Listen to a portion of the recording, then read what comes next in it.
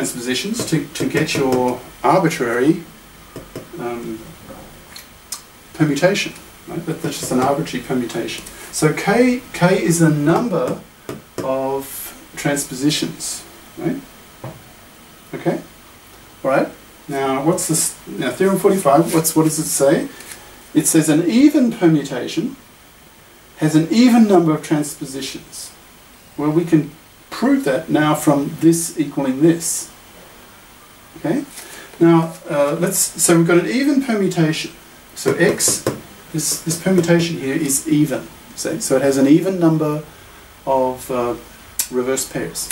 Okay. So if x is even, n of x is even by definition. An even permutation has an n of x that's even.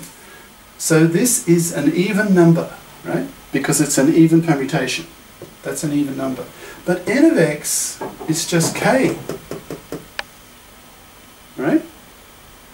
That means if your permutation is even, therefore n of x is even, n of x equals k, so if n of x is even, k is even. And what is k? K is the number of transpositions. Therefore, you following all this?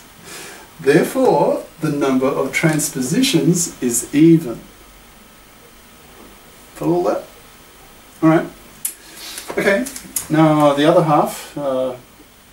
So if your permutation is odd, so an odd permutation has an odd number of transpositions. Right? So let's assume now that x here is an odd permutation, and we're going to try to show that the number of transpositions here is an odd number. There'll be an odd number of them. So k, in other words, will be an odd number. Well, let's try to prove that. All right. So if the permutation is odd, that means the number of reverse pairs, this n of x here, that's what that means by definition, that's what n is. So that means this n of x is odd, right? It's an odd number. There are an odd number of reversed pairs. Okay, so n of x is odd. But n of x is equal to k. Right? We proved that using a modified form of theorem 41, a modified form of this, this. Okay, so this little k here is equal to this. Now this is an odd number, therefore k is an odd number. And k is the number of these. So if k is an odd number, the number of transpositions you have is odd. Okay? So if your permutation is odd, if this is odd, the number, k is odd, this is odd. And therefore the number of permutations, the number of transpositions that you have is odd. And that's this statement. Alright? Okay.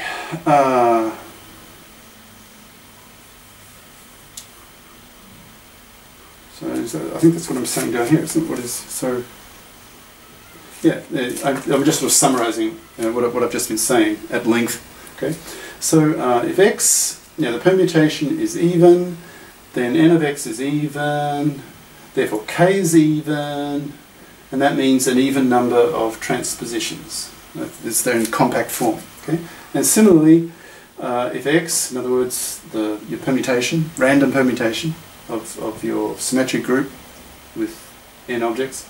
So if x is odd, by definition, n of x is odd, therefore k is odd, since k equals this.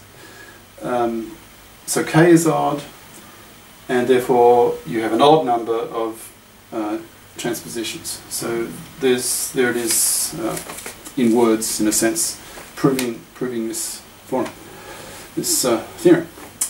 All right, moving on a little. Now we come to something truly famous, right? So I've written it here in big letters. Famous in group theory, GTH, group theory. And what is famous? Well, it's called the alternating group. And why alternating? Actually, I'm not too sure about the ancient history. You know, it's just what it's called. And this group is labelled with a capital A for alternating, obviously. And what is it? Well, it's the set.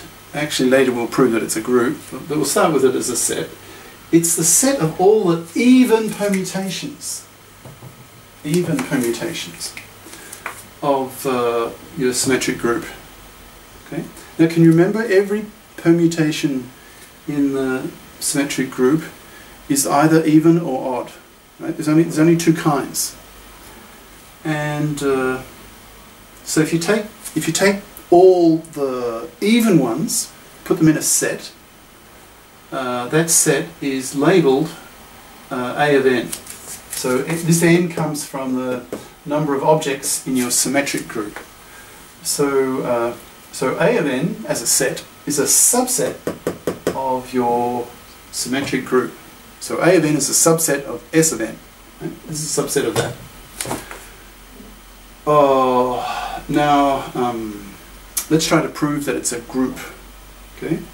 Now go back quite a few lectures to prove that a subset is actually a subgroup.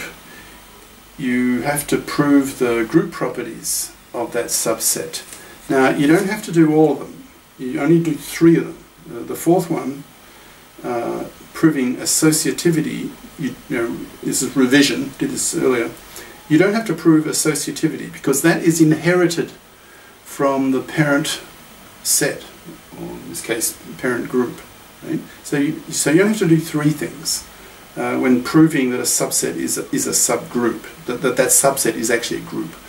You know immediately that it's associative because all the members in the whole parent set or group are associative.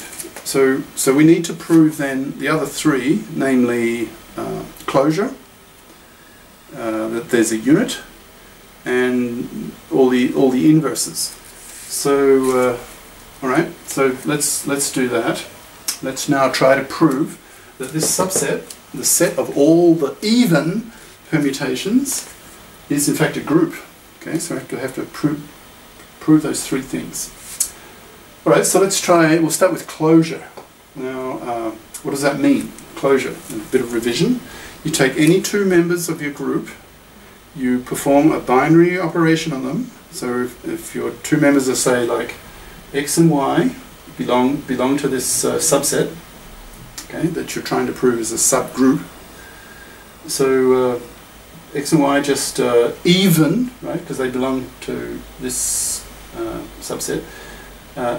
A of n, by definition, is the set of all even permutations. So x and y are even permutations. Okay? So that means that the number, by definition, that means that the number of reversed pairs of permutation x is even, okay, by definition. And similarly, the number of reverse pairs of y, permutation y, also even. Why? Well, because x and y both belong to this subset. Right? Now we can use this again, so you're getting a sense of its use. So use it here. Okay. Now this is an even number. N of x is an even number because it's the number of ordered pairs of this permutation x, right? So it's an even number by definition. That's what even means. And ny also an even number. So the sum of 2 even numbers, you know, even number plus even number is an even number. And that's a power. The sum is a power. So minus 1 to an even number is plus 1. All right? Plus 1.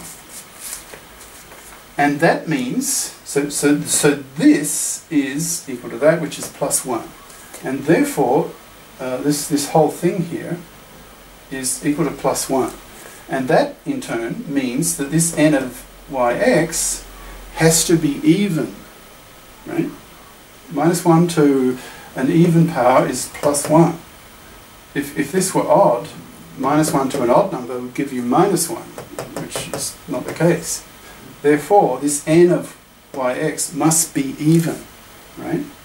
So n of yx is even, and that implies that yx, this sort of the result of two permutations, do x first then y, okay? That result, the permutation you get, which is the result of doing two permutations, x and then y, the n, number of reverse pairs of that product, if you like, is even. And therefore, this permutation, x, y, must be even. Aha! Alright? That means that x, y, since it's even, belongs to A of n. It belongs to your subset of all even permutations. Right? So x, y belongs to the set that you're talking about. Therefore, you have closure. Okay? When the result of a binary operation gives you a member that's also a member of the set. That's what closure means. Bit of revision. Go back to early lectures. Right? So we have closure. All right. So we've done closure. So we've crossed off one of the three. And our next one is the unit. All right. Now, what is the unit when you're talking about permutations? It's the do nothing permutation, right? So 1 maps to 1, 2 maps to 2, 3 maps to 3. So if you have a line of all the objects, so object 1, object 2, object 3, object n, right? And you have the same line again. Then you draw, now to test the number of cross points, remember, to determine whether it's odd or even. So you're just drawing all of them. They're all just vertical lines, right? 1 goes to 1, 2 goes to 2, 3 goes to 3, n goes to n. You have n vertical lines, 0 cross points. Okay.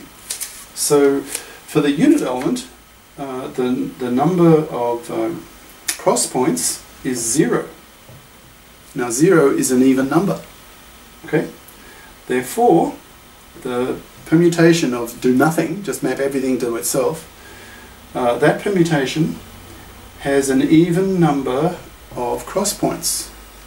Therefore, it is an even permutation. Right? Therefore, the unit belongs to A of n. Right? Because n of e, n of the unit, is 0, and 0 is an even number. All right. Now, proving the inverse is a bit trickier, and I almost ran out of space. So I hope you can see this. Now I'll read it out. So listen closely to my words.